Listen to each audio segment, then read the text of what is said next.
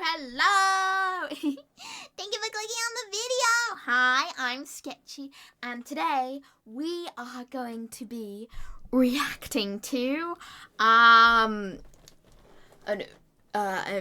video by I don't know why I started that. A video by Mujin. Remember to subscribe and like the link to this will be in the comments below. Not comments below, in the description. But anyways, this video is how PETA turned an entire country against it overnight. I mean, I think most people were against PETA anyways, just because some of the shit they do seems to be a bit odd. More than odd, that's kind of putting it lightly. More than odd.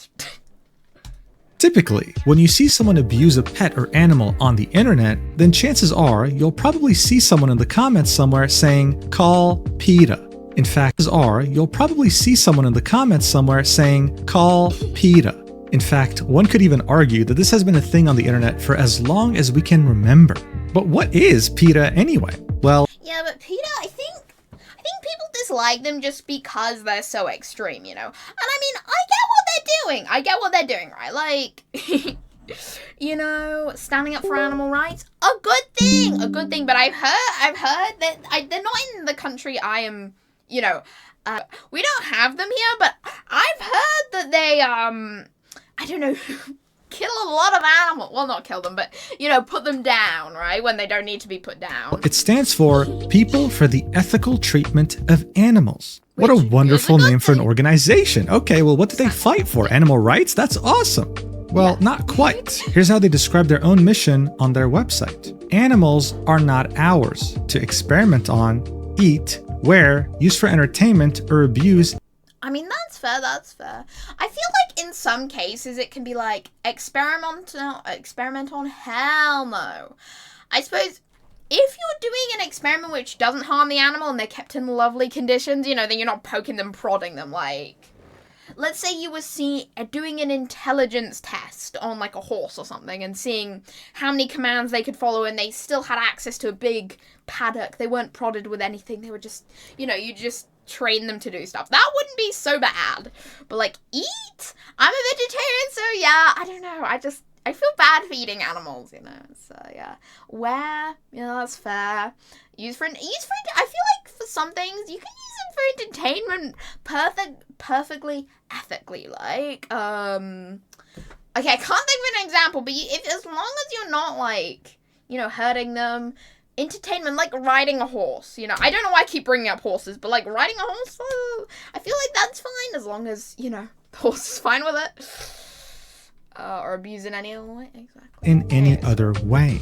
Okay, kind of extremist, right? The idea that no one's allowed to eat animals, that's definitely interesting, but most people can definitely agree with the other parts. But how is it that an organization like this managed to make so many generations of people be aware of its existence? How does it I feel like eating animals, like, as long as they're like killed in a respectful way, I'll put it that way, like they're killed in a respectful way, or like, you know, they've lived an amazing life up to that point. Like, I know there's some cows in Japan who are like groomed, you know, and their meat is super expensive, like they're groomed a lot, they fed a good diet, you know. As long as it's something like that, I feel like then yes, you know, then yeah. Have such a monopoly over the topic of animal rights? Well, it's actually all thanks to their marketing strategy. You see, ever since PETA was created in the 1980s, they knew that people had bigger worries than wondering where of course they were created in the 80s, animals came from and how they were processed in factories. So to truly get their message across, their strategy has always been to grab headlines by any means necessary. For decades, PETA would be synonymous with ridiculous marketing campaigns. This right here is one of the most famous examples. A group of naked women laying in coffins in public saying they'd rather be caught dead than wear animal fur. Things like this became an important part of PETA's DNA, and it would help them spread awareness about their cause and their organization to multiple generations. Like, you know, but that's of course until Gen Z came along, a generation that kind of grew up understanding what they were, but by the time they became adults, became so desensitized by the internet that nothing really shocked them anymore. PETA had— yeah, I mean, like, I feel like, you know, Gen Z and that, like, Zoomers, whatever, you know, So you could have access to anything, you know, like there are became videos so of people being desensitized by the beheaded internet you can that easily nothing just really find on shocked Reddit, them you anymore. know, like PETA had used the same strategy for decades now, shock and boldness. The problem with this strategy, though, is that over time, for it to remain effective, every campaign you make has to be more shocking than the previous one. And more importantly, the line between bull chalk and rage bait is extremely thin. And for years now, PETA has been absolutely clueless about the fact that they had crossed it a while ago. They had essentially gone from very bold marketing campaigns that no one had ever done before to now posting an AI-generated image of a fish being cut into sushi, calling it artistic rendering, and being community noted. That's just plain embarrassing. For years now, this has been PETA's reality. They're nothing. They just Photoshop it. Why the AI, man? Nothing more than just rage baiters, and they failed to see that. They've completely lost the plot. And speaking of losing the plot, it turns out that PETA actually enjoys killing animals more than rescuing them. After I've heard of numerous investigations spanning across multiple years, many have been able to conclude that PETA enjoys killing animals way more than just putting them up for adoption and finding them a new loving home. Why? Because they believe owning a pet dog is slavery. I wish I was kidding. Don't believe me?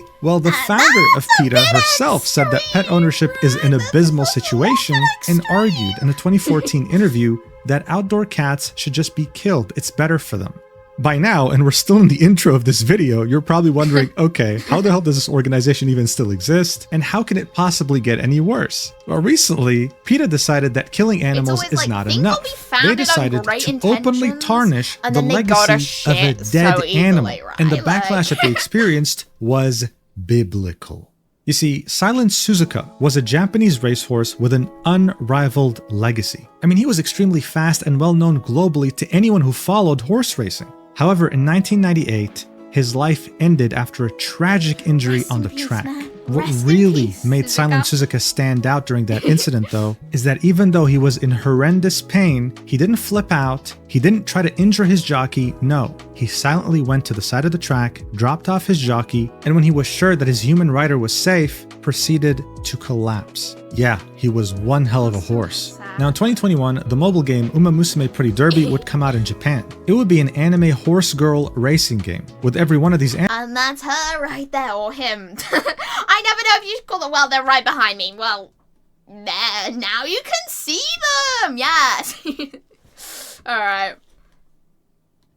Anime girls representing a famous Japanese racehorse. This game would prove to be extremely successful in Japan, would release globally in 2025, and would make billions of dollars. And one of the horses that was immortalized as an anime horse girl was none other than Silent Suzuka. The detail is chef's kiss, you know, perfect. In fact, Uma Musume would even have an anime, and Silent Suzuka would make an appearance there too. So as you can see, this was a very well beloved and very well respected horse to this day. So what the hell could I mean, of course they would be respected, you know, after like doing that for their owner. No wonder they would be respected. If PETA possibly done to create a worldwide backlash? Did they pay their respects to this wonderful animal that showed incredible compassion to humans in its final moments? Of course not. They instead would post a disgusting image of the anime horse girl version of Silent Suzuka. It's probably AI generated. It's probably AI generated, you know. With a grotesque leg injury where you can see the bone protrude out. I'm so curious if it is. I mean, probably. I mean, you know, I feel like it's more something funny than something to get angered over, right? Like, it's like, come on, that's too desperate. That's too desperate, PETA. Side of the skin, arguing that if the game was honest, your favorite horse girl wouldn't get any comeback arcs. One failed event and the race is over, just like what happened to the real Silent Suzuka. Now look, PETA had been fucking around for years and had faced barely any consequences. This time though, they fucked around and they found out. Because not only did this post get viewed 16.4 million times, not only are there 11,000 replies completely shitting on their entire existence, not only did this post get community noted, but it even prompted a Japanese politician to speak out on this disgusting behavior, as well as the owner of Silent Suzuka. Guys, this was probably one of the worst things PETA could have ever done to their reputation. More and more people are looking into the fact that they're killing more animals than they're saving, with Japanese people in particular finding out the true nature of this company rather than thinking that they actually fight for animal rights. And unlike their usual rage bait, this time there were many people that destroyed the hell out of PETA with facts and logic. Actual real arguments that show that Uma Musume Pretty Derby did 1,000,000 times more than PETA could ever hope to achieve. It was hilarious seeing this disgusting organization get pummeled to oblivion, and so that's why I thought I had to make a video about this. So you already know the drill. If they die, they'll do this. I think there was one case. As I mentioned in the intro, PETA gained. I think there was one case like they set up a GoFundMe. Was it for a shelter? No, it was for the grave, I think, to repair it. And then they got funded, I think. Yeah. Prominence, or I should say relevancy, due to its shocking and bold marketing campaigns like this one right here. If dogs tasted like pork, would you eat them? What's the difference? Go vegan, showing the image of a dog with a pig's head. By PETA's own standards though, this was definitely soft. You see, one of the first instances of extremely shocking yet somewhat bold marketing campaigns was as far back as 1991. Back then, one of America's most infamous serial killers, Jeffrey Dahmer, was captured. Jeffrey was someone who had captured 17 males and, got rid of their limbs.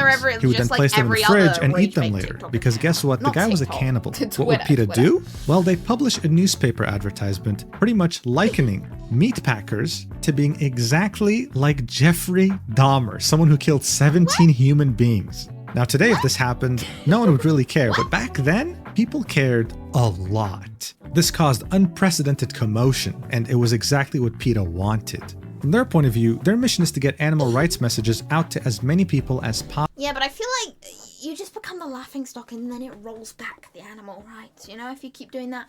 But they probably don't care anymore. It's for the money, the Twitter impressions.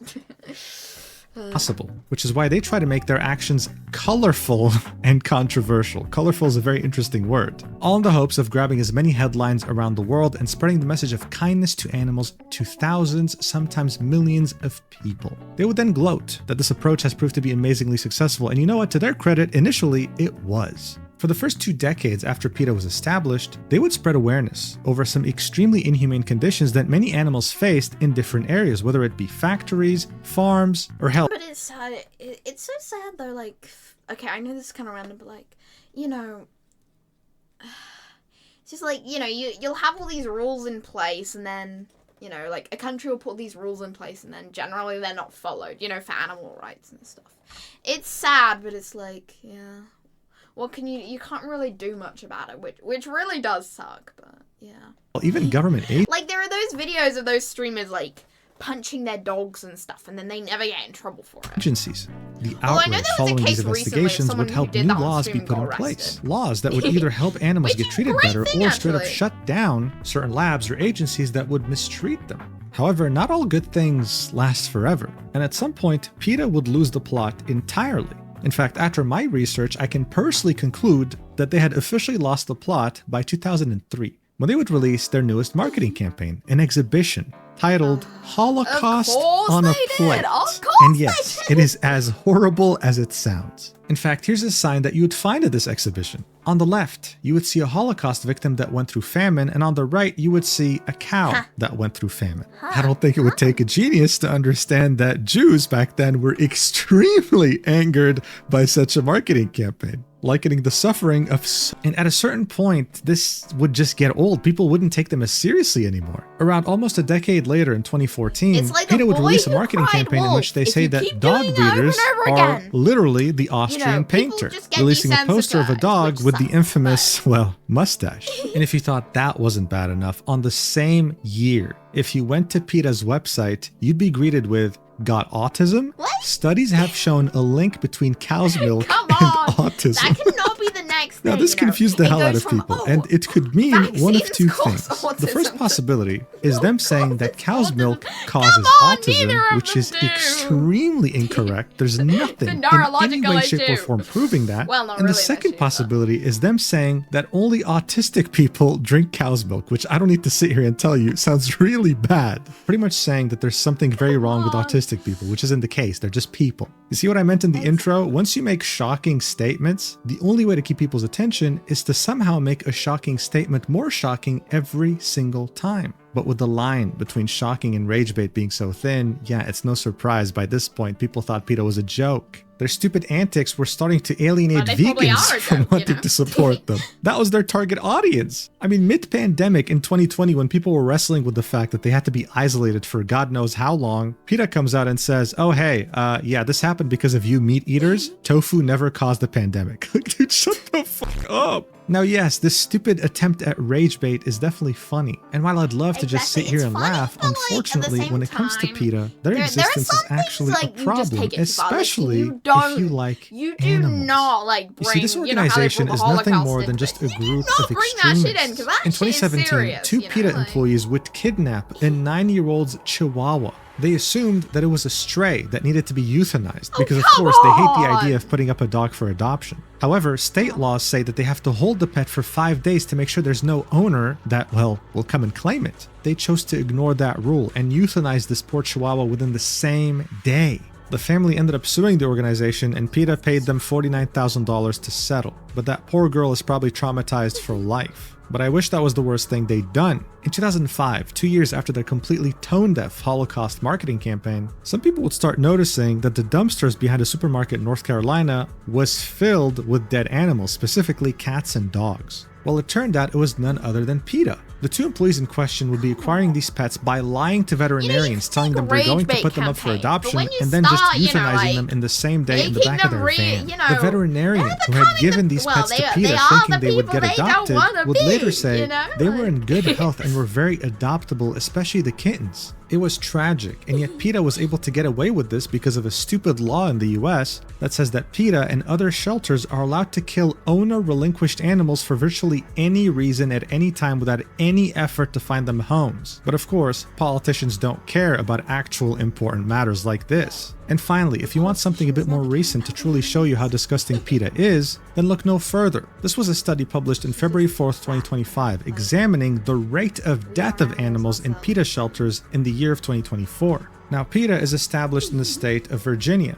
The average rate of euthanasia for all agencies in Virginia is 10%. That means that 90% of their animals find a new home. They successfully get adopted, with 10% being euthanized, which is reasonable. Some cats or dogs they might find on the street might have a very bad disease, they could be on their last legs, and giving them euthanasia is the most humane thing to do, that way they don't squirm in pain for the rest of their lives. Exactly. PETA, on the other hand, euthanizes 64% of their dogs, 69% of their cats, not wanna and be a dog in 67% Virginia. of You do not all wanna be a dog animals there. in general that are held in their shelters. Think Or about this any for a animal, second. you know? Only 30% somehow find a new home. The Next thing majority you know, they're gonna be going find after the themselves rats dead. too. Does that seem like an Euthanize organization all that the likes rats. animals to you? I mean, look at this. In 2014, they euthanized 96% of their cats. Very interesting, right? Especially seeing that the founder of PETA has already expressed the fact that stray cats shouldn't exist. In other words, they should all be killed. I mean, I just find it so disgusting, but also so fascinating. PETA always likes to ignore the fact that humans and animals are fundamentally different, which is why we shouldn't eat them. Does that mean we should euthanize 69% of children that are currently in shelters waiting to be adopted by a family? I wonder what this failure of an organization would say. Oh wait, I actually know exactly what they would say. One look at their social media in 2025, and the only thing you'll find is rage bait. That's what they still thrive on. They want views, they want relevancy And at now I any guess they can cost, no make matter free how rage bait. stupid They they don't might need to look hire in the artists public's anymore. eyes. They just, And it's you that know, same pop a exact prompt into philosophy an that made them AI and then fuck make around and find AI out when it came to one of the most loyal communities on the internet. And it resulted in them wiping the floor with PETA's pathetic ass. This all brings us back to the game Uma Musume Pretty Derby. Available both on PC and mobile, it pretty much took over the world this year. In fact, if you were able to catch the Game Awards recently, then you would have seen that it actually won Best Mobile Game. The same company behind that very successful game that's generated Oh, yeah, they billions have of an dollars anime to too. date Like is 2 also behind seasons. its And I extremely and they also have successful a film anime too. series. All the horse girls in the anime and the game are actually based off their real-life counterparts. This was only possible to do after getting direct approval from each one of their owners. But that's not all, of course. They weren't just able to make an awesome game, some great anime, and respect the medium. Horse racing has been a dying sport for years now, and they were able to revitalize the entire industry by bringing in such a huge amount of young people that are now interested in it thanks to the game and anime. In fact, the developer, Cygames, wouldn't just support horse racing directly by sponsoring multiple events, they would also make it a point to support retired racehorses, making sure that they're not neglected and encouraging fans to donate to them. In fact, ever since Uma Musume Pretty Derby had come out in Japan and then eventually came out globally, the Retired Horse Association of Japan, who takes care of all retired racehorses, has seen a massive surge in donations. I mean, look at this. They had created a fundraiser back in October to create a memorial for multiple retired horses that had passed away recently, and they were able to raise 6.3 million yen out of their 10 million yen goal. Before Uma Musume, people didn't really care that much about retired horses. Now they do. Isn't that awesome? Now, with all this info in mind, and this is me barely scraping the surface, by the way, how much worse does this post from PETA actually sound now? Going after a developer and a game that has done more for horses than they could ever even conceive. I mean, what a desperate cry for attention. The replies would of course immediately point this out, like this one that ratioed the original post by like 5 times, saying Uma Musume does more to the welfare of the horses it honors than misleading and self-serving posts like this do better or be quiet. I mean, not a single one of these 11,000 replies were positive. They were just shitting on PETA's entire existence. The audacity for an organization that euthanizes 70% of its animals to talk about euthanasia is wild. Just so you know, this was a severe leg injury that Silent Suzuka experienced on the racetrack. Once that happens to a horse, they are guaranteed to die a slow and painful death. Euthanasia here was actually, unlike PETA's shelters, humane. But they've lost the plot since 2003. Reasoning with them is pointless. But people decided to quote tweet them anyway because why not? They're clowns, they deserve it. This person would say the irony is that Uma Musume itself is responsible for the increase of the Retired Horse Racing Association's donations and care for the animals. Just this year, between Versailles Farm, Northern Farm, and Nice Nature, which are 3 different horses, they raised over $1 million combined, spread purely by the fans' love of the horses. Here we can see a chart of Nice Nature's birthday donation trends, and as you can see, there is a massive uptick in donations after Uma Musume Pretty Derby had come out. I mean, it would go from 1,700,000 yen to 35 million after the game had come out. That's a multiplication of almost 35 times, and it kept rising higher and higher, reaching 74 million in 2024. But yeah, let's make a disgusting drawing instead, criticizing the game instead of helping. I mean, PETA has no idea just how much Japanese people in general, including the voice actress of Silent Suzuka herself, hold respect for these horses. In an interview, she was literally crying over Silent Suzuka's memory, wondering if she could properly convey the spirit of this legendary horse. Do PETA employees cry when they euthanize 70% of their animals for no reason? That's a rhetorical question. And then, of course, comes the very embarrassing community note that came in different languages. This is the Japanese one. It would say, "This is hate speech." Might be a bit of a rough translation. Anyway, although the game Uma Musume Pretty Derby is in no way opposed to PETA's philosophy of establishing and defending animal rights, this post provokes those involved with the game.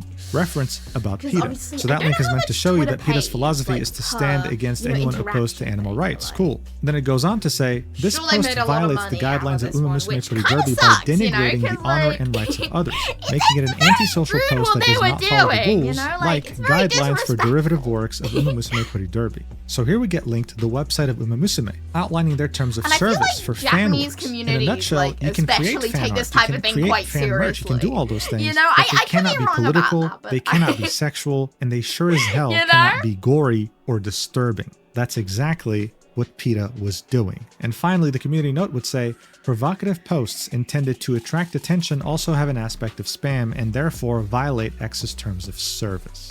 This also would be echoed by the community note in English, saying Cygames guidelines strictly prohibit violent or grotesque depictions of Uma Musume characters to respect the real horses. Using the IP for political advocacy or commercial gain is a direct violation of their derivative work guidelines. Were calling for them to get this, Twitter was overjoyed. I love how I say that and it's just there. Cygames to sue the ever-living shit out of PETA, saying that there's approximately 5 different violations of Uma Musume community guidelines and actual grounds for a hefty lawsuit.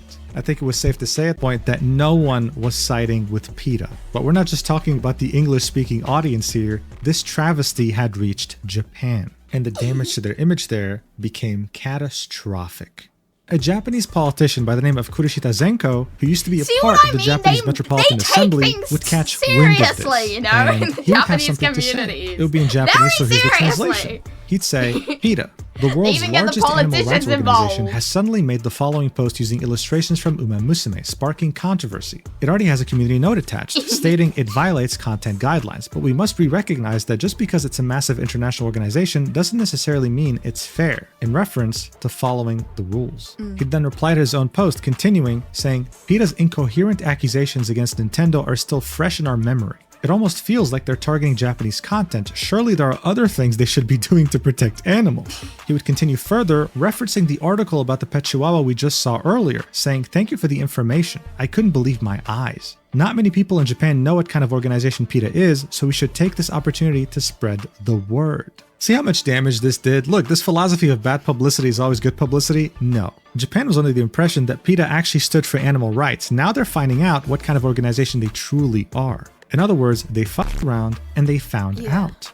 But the finding out part wasn't over just yet. That's because out of nowhere, the owner of the late Silent Suzuka would say in a quote tweet, straight up, go to hell, you shitty organization. It's like, come on. This would get 3 million views, 75,000 likes. I mean, straight up full support for this guy. And he's totally right. Someone would reply to the owner's post saying, I remember Suzuka's fracture being a comminuted fracture where the broken bones didn't protrude out. Not an open fracture like in that organization's picture where the bone is visible from the outside. But was I wrong? The owner would say, that's right. In other words, PETA was straight up lying. That's not how the fracture looked. Am I surprised? Yeah, but I guess if it looks like Someone an else open would reply with, is this the group that was saying about Mario Kart's cow putting a nose ring on it is a symbol of livestock? Your eyes are This was in drawn to reference to what the politician had said earlier. That they had tried to go after Nintendo for this Mario Kart character. Like, how ridiculous is this? Their marketing campaign said, let cow race free, remove her nose ring. How could the cow have a surely there must be more important things to do. A few days later, the owner of the late Silent Suzuka would quote tweet the tweet we just saw where he called PETA a shitty organization and say, the resentful voices from all over the world against that shitty organization group are intense. Seriously, what the hell did they do to get hated this much? Lol. Well, the Japanese people are slowly finding out, aren't they? In fact, my favorite tweet in all this, okay, was this guy going back to that dog AI-generated image of a fish being turned into sushi, quote tweeting it and saying, it's honestly hilarious how the obese fast food nation that's all about burgers is nitpicking Japanese sushi. Yes.